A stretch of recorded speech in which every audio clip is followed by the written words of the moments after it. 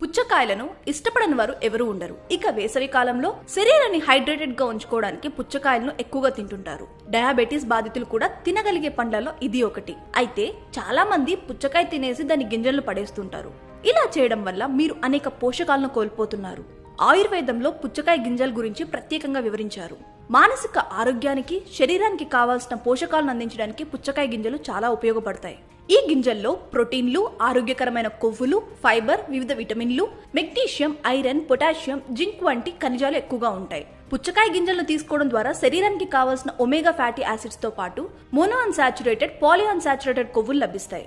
ఇవి కొలెస్ట్రాల్ స్థాయిలను నిర్వహించడంలో, గుండె జబ్బుల ప్రమాదాన్ని తగ్గించడంలో సహాయపడతాయి.